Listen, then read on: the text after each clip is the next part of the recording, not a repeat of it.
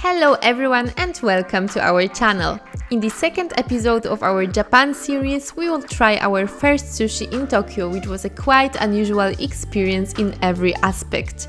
We tasted deadly poisonous fish, were shocked by the futuristic ordering process, prices and even the sushi itself, as we realized that in Japan sushi is not the same as what we know in Europe.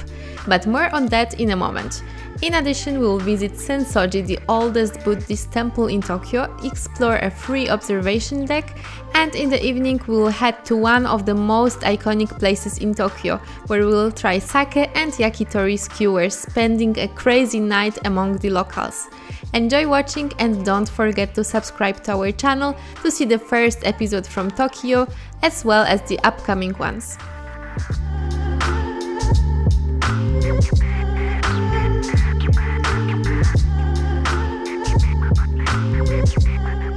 We'll start the vlog with our lunch, as we know that our first impressions of Japanese sushi are what you're most curious about. For our first sushi in Tokyo, we went to the popular chain Kura Sushi. Don't let the term chain mislead you.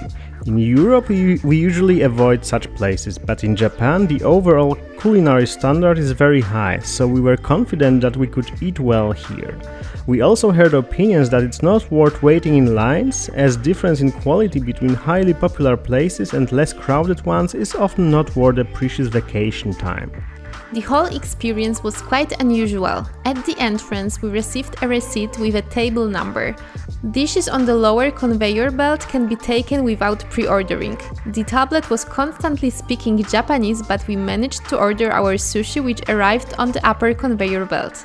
That was the moment when we realized that in Japan they practically don't eat what we in Europe know as sushi rolls. Japanese mostly eat nigiri. Despite being a chain, the sushi was delicious, fresh, tender and tasty, much better than in Europe.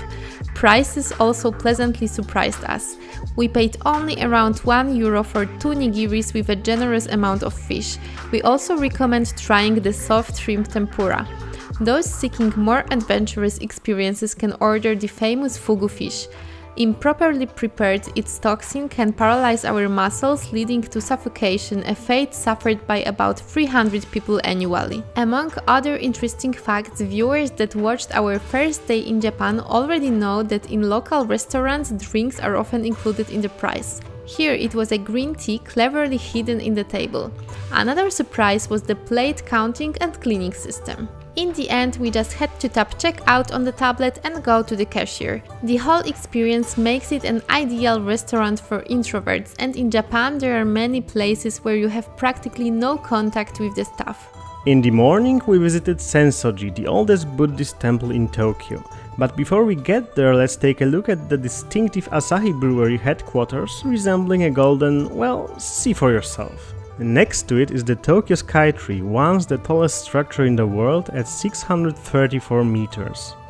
Approaching Sensoji through the streets of Asakusa, we first passed through the impressive Thunder Gate, adorned with statues of Fujin and Raijin, Shinto gods of wind and thunder. Nakamisedori Street leads to the main pavilion, with numerous shops where you can buy typical Japanese souvenirs, from cute maneki-neko figures to traditional Japanese fans and chopstick sets. The variety ensures everyone finds something. In the side streets branching off Nakamisedori, you'll also find many restaurants serving traditional Japanese dishes.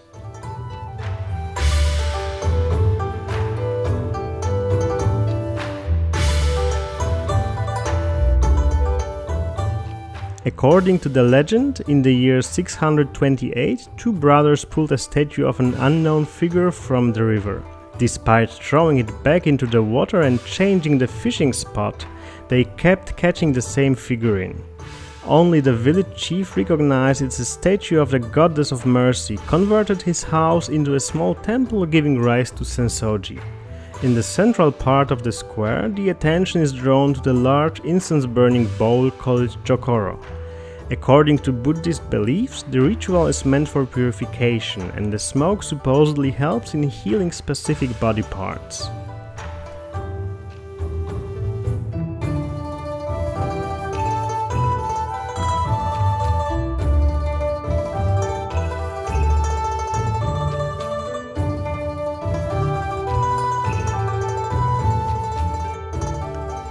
Omikuji is another Japanese tradition you can experience by visiting Sensoji. To draw your fortune, you toss 100 yen into a metal container and pick a stick. You look for the same symbol on a drawer, which is not easy because all symbols look very similar to us, and there are many drawers. Once you find the drawer, you take out your fortune. Interestingly, due to the number of tourists, the fortunes have been also translated into English. Depending on your luck, you may encounter a wide range of predictions, from great to small fortune and their negative counterparts. If it's good, you keep it. If it's bad, you fold and hang it in a designated place. Interestingly, luck seemed to be on our side. We drew the same best fortune twice.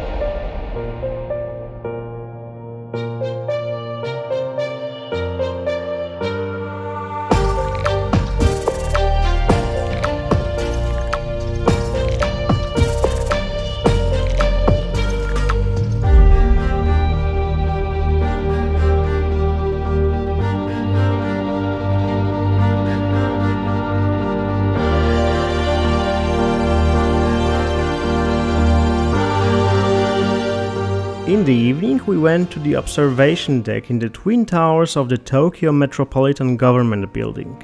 The elevator takes us to the 45th floor, located at a height of 202 meters. From here, there is a beautiful view of the entire Tokyo. Importantly, the terrace is free. We didn't have high expectations, but it turned out to be a truly interesting attraction, and it's worth coming here, especially after sunset. Before visiting, check if the terrace in the north or south tower is open.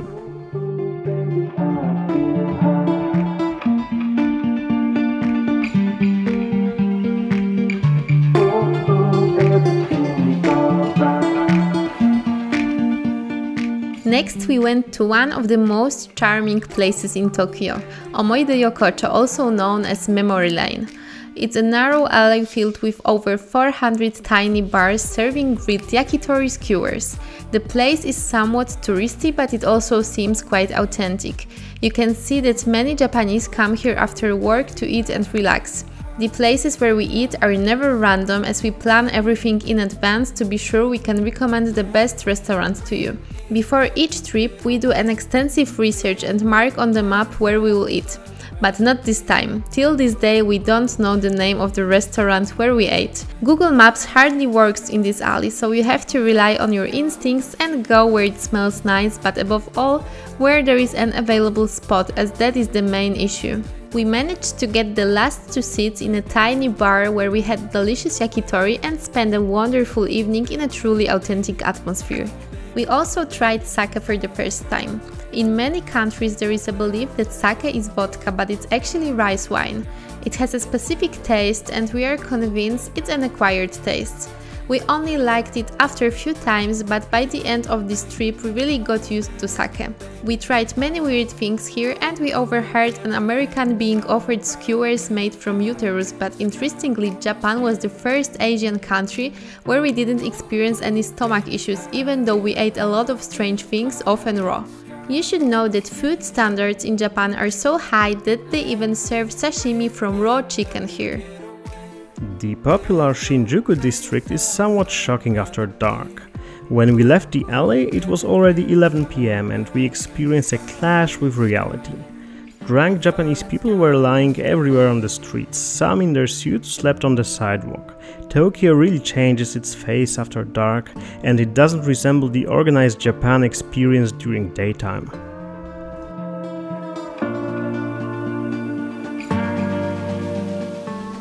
That evening we also went to another place, namely the Golden Gate district. These are narrow streets with tiny bars where we often pay at the entrance and can party all night.